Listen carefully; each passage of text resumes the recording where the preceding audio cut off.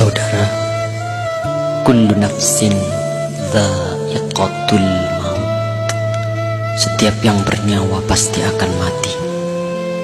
Hanya soal waktu, kematian itu nanti akan datang pada setiap kita.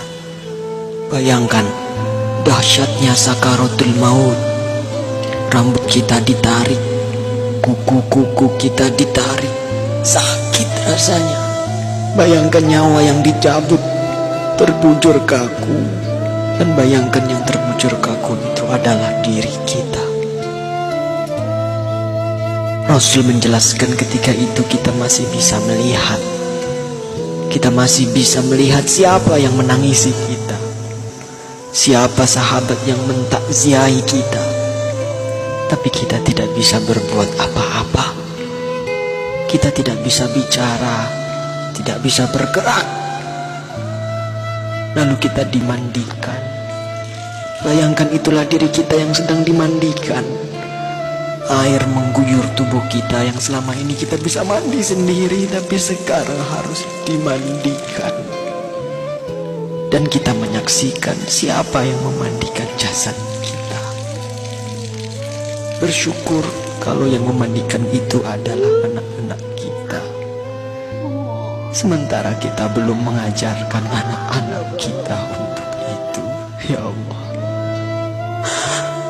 Kemudian kita dikafani, kemudian kita disolati, kemudian kita digotong, dibawa ke kuburan. Rasul menjelaskan kalau yang dibawa itu mayit yang soleh, maka mayit yang soleh itu akan berkata. Tapi ketika itu tidak ada seorang pun yang bisa mendengarnya, kecuali malaikat dan hewan-hewan. Manusia dan jin tidak bisa mendengar perkataan mayit.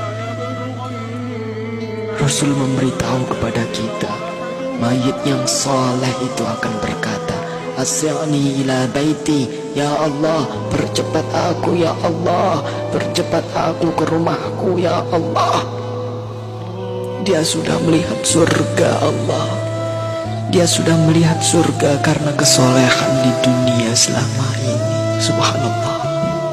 Tapi sebaliknya, ketika mayit itu mayit yang banyak maksiat, mayit yang selama di dunia suka mengumbar aurat, pembunuh, perusak, penipu, koruptor, ya Allah.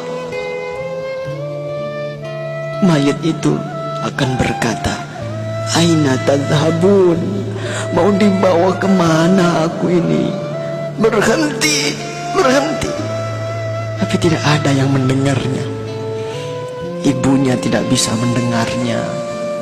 Ayahnya tidak bisa menolongnya. Teman-temannya tidak bisa berbuat apa-apa.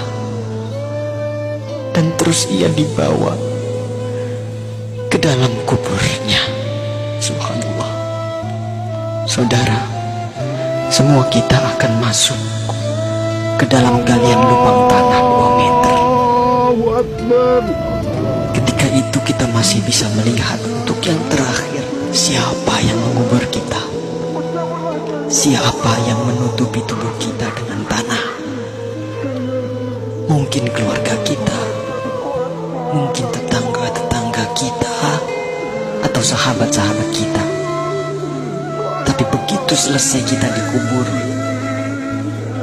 orang-orang yang kita cintai, orang-orang yang dulu selalu bersama kita, orang-orang yang dulu selalu menemani kita, semuanya pulang.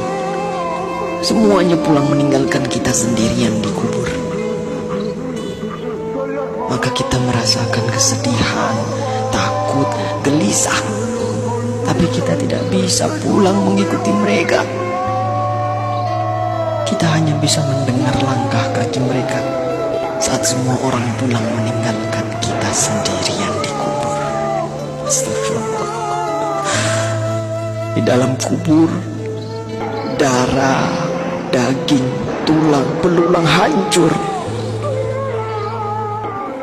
Sempit, gelap, rumah ular, rumah tanpa alas, rumah kesendirian. tempat kita akan ditanyai perbuatan kita selama hidup di dunia. Itulah kubur.